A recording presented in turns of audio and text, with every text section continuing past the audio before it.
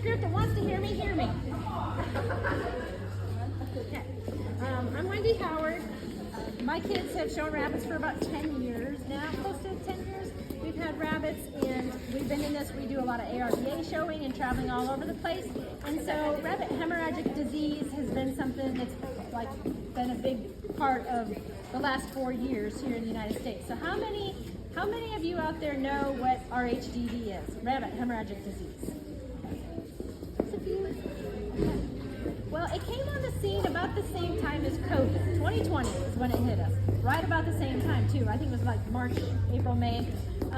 It is a highly pathogenic disease of rabbits. It has been in the Asia and Europe for years, and it's endemic over there. We've had sporadic outbreaks since the 80s here in the United States, but we haven't had it, really take hold and affect us. It was considered a foreign animal disease in 2020 when we first saw it here. A foreign animal disease, with that classification, it means that if you suspect your animal has that, it has to be reported to the federal government. They're going to come step in and try to take control of this because we didn't have it here before. It is now considered endemic in the western states of the United States. So we had, like I said, sporadic cases starting in the 80s, but those were always able to be contained. Then back in 2020, they started seeing outbreaks of it in wild rabbits in New Mexico, Arizona, those southern states.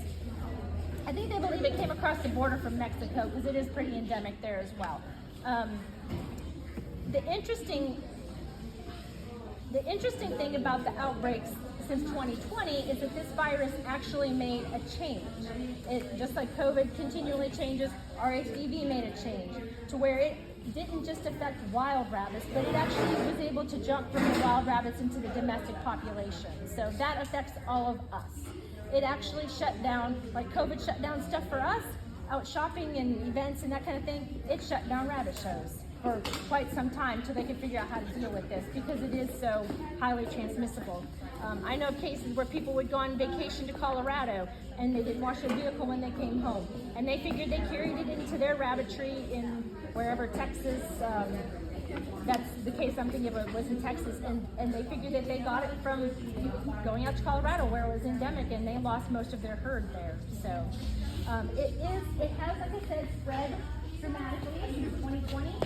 If you can kind of see this map of the United States, all of the red here, that's where we have positive cases and where it's considered endemic, which means that it is part of the population. We are not going to get rid of it. There is no controlling it. It's in the wild rabbit population, so it's going to continue to spread. My little blue states over here are states that have had just an isolated case in the last couple of years. So those have been able to be contained. They were isolated in domestic rabbits. The virus is very hardy. It can last in the environment for, they say, up to 12 weeks. It can be spread by what we call fomites, which means that something carries it on the bottom of your shoes, your hands, your clothes. A fly can be a fomite because it can land on a dead wild rabbit carcass and carry it into your rabbitry and spread it to your rabbits. So it's also biting insects can spread it. They go out and bite a wild rabbit that's infected, come into your rabbitry, bite your rabbit, and your rabbit can become infected. So it's highly contagious. Like I said, it's highly contagious. Clinical signs. Does anybody know, like those of you that have heard of it, what's the most common thing you think of? Okay, that is part of it. The most common thing we see, though, is sudden death. So these rabbits, usually you just find a dead rabbit or two, and there's a few more the next day, and maybe a few more in a couple of days. So that's the most common thing. There can be, it's called hemorrhagic, meaning bleeding.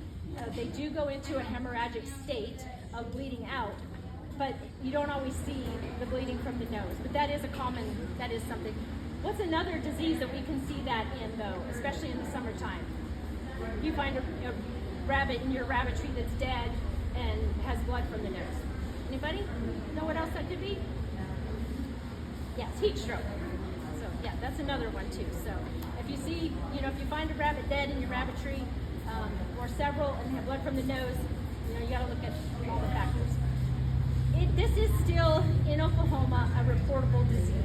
which means that if you think you have something like this, you contact your veterinarian, they are going to report it to the state, because we haven't had a reported case yet. That's the interesting thing about our little map here, that we're right here, so we're surrounded by all this red here on our western side. I'm sure we have it here in Oklahoma. I just think it hasn't been diagnosed and it hasn't been reported yet. There's no, I don't see any way that these states that are sandwiched in these red states that we can't have it. So, especially when it's in the wild rabbit population, because we know there's lots of those around. What's the blue one? The blue is where we've had just isolated incidences in 2022 and 2023. So like there was a pair of house rabbits in Minneapolis, I think in 2022, that had Illinois had its first case in a house rabbit July of 23. Excuse me? Yes, that's the thing too, is that there have been those weird isolated cases. The one in Minneapolis, actually the two rabbits belonged to a veterinarian. So, I mean, she obviously was aware of the disease, practiced good biosecurity.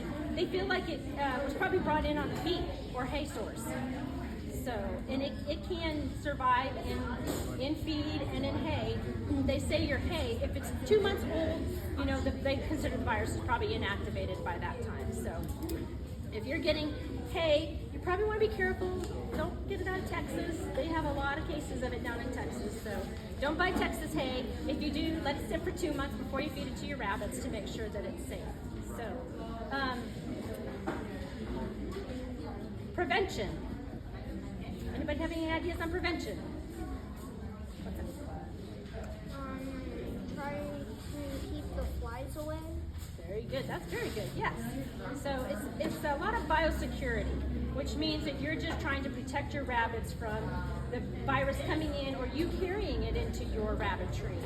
A lot of people maintain, and I know in our house we have what we call closed rabbitry. Since our HDV, we decided that we don't really need to have anybody, you know, walking into the rabbitry. If somebody comes to see rabbits, we'll take them out and we'll show them either in the house or if it's nice out, you know, on the picnic table. But we don't allow traffic into our rabbitry anymore, just because you don't know what, you know, anybody is carrying. So controlling flies, wild rabbits around your rabbitry, you know, always keeping an eye on that. You know, if you're seeing some dead cottontails, probably want to call Department of Wildlife and have those rabbits tested. So, because it's not here, but we suspect it. So biosecurity is the #1 way to prevent it in there. There is currently vaccinations for it. In 2020, when we first saw the virus, I think the state of Texas was the first to approve use of the vaccine, and it had to be imported from Europe. There's 2 vaccines in Europe that are approved for use, and they were importing those into the United States, into Texas, to be used there. So since then, we have a company in South Dakota, actually, that has developed an RHDV vaccine in the United States. We can no longer import the vaccine, but we do have a United States manufactured vaccine currently. This is on the same lines as the COVID vaccine when we were all getting vaccinated and they weren't really fully approved yet, but they were conditionally approved to try to stop the COVID spread. They've done the same thing with the RHDV vaccine. So not fully approved yet. It has very good, the tests and stuff, the clinical trials that they've done have been very positive. And I mean, we keep our rabbits vaccinated for it because we travel across, we've been to Reno to shows and Louisville, and we travel deep into Texas to go to rabbit shows too. So we maintain our herd vaccinated. So there is a product now. You know, you can contact local veterinarians, and I'm not sure if the state has if they know the vets that are importing the vaccines, or not importing it, but having it brought in from South Dakota. But yeah, there is vaccine out there now that's highly effective. So yes, it does require a booster. Yes, well, I talked to Amanda Jones a month ago. She is a veterinarian out of Texas, first one that had the vaccines imported into the United States from Europe, and she's also been part of Medgene. They've contracted with her to do studies and trials.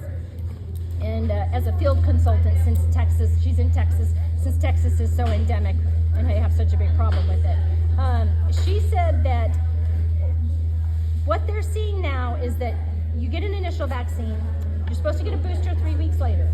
Then they recommend a booster a year later. And then she says after that, they feel like the vaccine is probably, going to be good for several years. Now, it's probably not going to be labeled that way because it takes a lot of money to do a trial to get vaccines extended past a year. I mean, that takes keeping those animals alive for 2 years or 3 years or whatever to do that. But they feel like that it's getting good enough response that, some people are opting to not vaccinate their entire herd every year. They'll just vaccinate the new ones, and put the others on a rotation or something. So, yeah. But it does require a booster.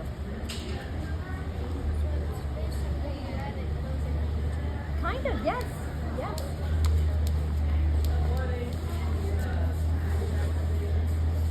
I think it can start as young as 4 weeks. It's very young. Yeah. Most people, like in our rabbitry, we don't know who we're keeping at 4 weeks, so we're not going to vaccinate, a 4-week-old rabbit for it because, you don't know who's going to be a keeper or who's going to be a cull for showing. So, and I mean, it's money that you're putting into your rabbits too. So there's obviously economic aspects of that too.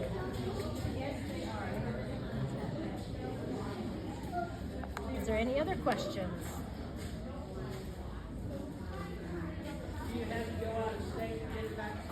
No, they do allow the vaccine into the state of Oklahoma, and there are vets that do have that.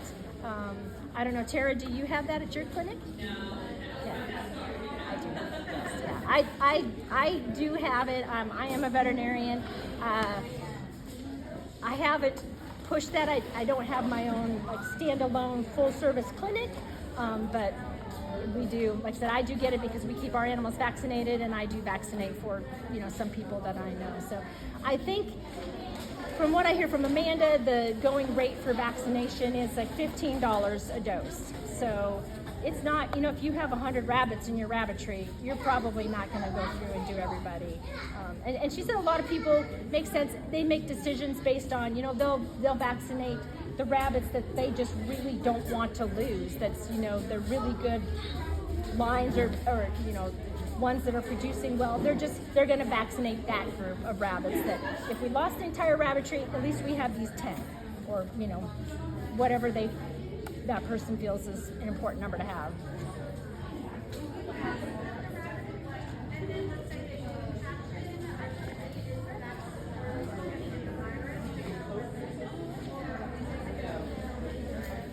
Well, I mean, all vaccines prevent the illness.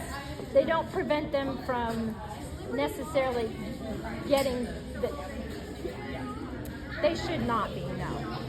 If they're immune. But, no vaccine is also, if you get a vaccine now, 3 weeks later, you get the booster, you go to a show the next day and they get sick. It takes 2 weeks for a vaccine to build good immunity.